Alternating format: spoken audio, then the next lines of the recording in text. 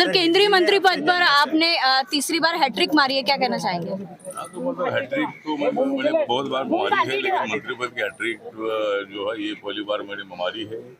तीसरी बार नरेंद्र मोदी जी प्रधानमंत्री बने हैं और मुझे भी उसमें मौका मिला है। जो हमारी एनडीए सरकार है, इस एनडीए सरकार में रिपब्लिकन पार्टी ऑफ इंडिया एक पार्टनर है और रिपब्लिकन पार्टी का पूरा सहयोग एनडीए को पूरे देश भर में मिला है। महाराष्ट्र में भी ये मिला है। महाराष्ट्र में जरूर कुछ कम सीटें आई है, लेकिन लोकतंत्र में जो भी मतलब वो लोगों की भावना होती है उसको हम स्वीकारते हैं और कुछ कारणों के कारण मतलब हमें सीटें कम मिली। संविधान बदलेगा इसी तरह की चर्चा की गई और इसीलिए हमें मतलब यहाँ मतलब जितनी सफलता मिली थी उतनी नहीं मिली है।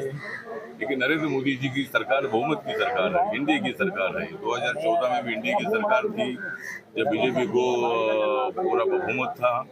2019 में भी मतलब इंडिया की सरकार थी जब बीजेपी को पूरा बहुमत था और अभी बीजेपी का जरूर कुछ अल्पमत में है, लेकिन एनडीए को क्लियर बहुमत है और मोदी जी की सरकार बनी है और ये 5 साल तक चलती रहेगी। सर, राहुल गांधी ने एक ट्वीट किया है जिसमें एक पेपर का आर्टिकल है जिसमें ये कहा गया है कि किस तरीके से मोबाइल के जरिए ईवीएम को अनलॉक किया जा सकता है, इसकी उसमें आर्टिकल है और उसके ऊपर ट्वीट करते हुए राहुल गांधी ने कहा है कि ये बहुत बड़ा स्कैंडल है और जो है कहीं ना कहीं एक ईवीएम के जरिए हैक करने की कोशिश की गई है। राहुल गांधी ने ऐसा ट्वीट किया है, क्या कहेंगे? मुझे लगता है कि अगर ईवीएम को अगर हैक किया होगा तो राहुल गांधी के लोगों ने किया होगा।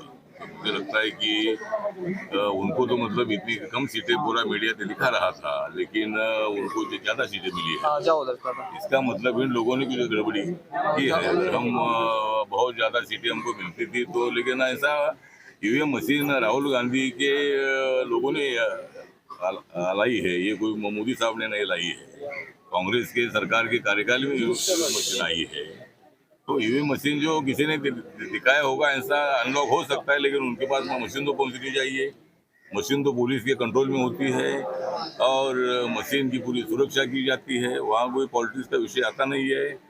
तो बार बार इसी तरह के सवाल उठाते हैं और इसी तरह मतलब जब हमारी सरकार बनी है तो ईवीएम मशीन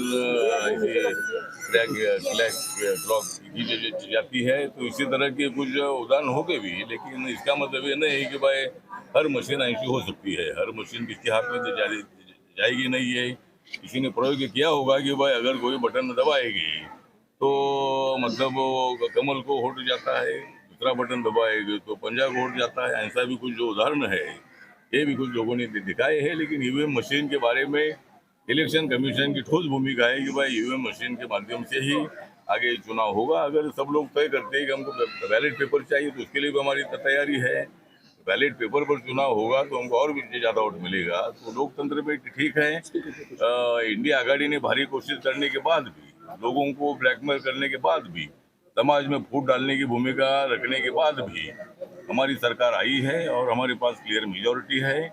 और मैं सवाल पूछना चाहता हूँ राहुल गांधी जी को कि उनके पिताजी राजीव गांधी जी, इंदिरा गांधी जी की हत्या के बाद कांग्रेस पार्टी को 400 सीटें मिली थी और मनमोहन सिंह की सरकार जो थी कांग्रेस पार्टी को इतनी ज़्यादा सीटें नहीं थी।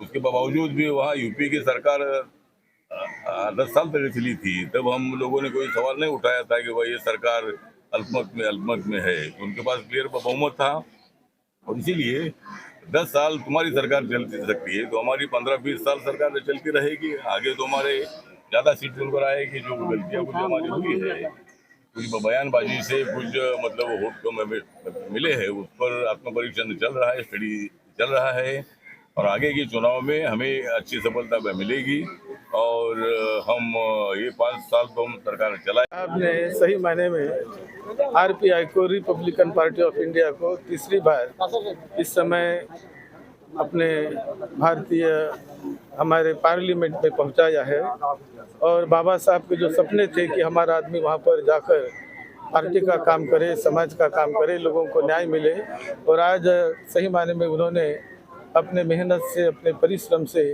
जो आज आठवले साहब काम करते हैं वो बड़ा अद्वितीय काम है और आरपीआई को उन्होंने सही मायने में पार्लियामेंट में पहुंचाया और हर एक स्टेट में उन्होंने आरपीआई की शाखा जो खुली है ये आरपीआई यानी रिपब्लिकन पार्टी ऑफ इंडिया ये बाबा साहब के ही हाथों से स्थापित हुई पार्टी है और इसीलिए उनका एक अपना बड़ा महत्व है।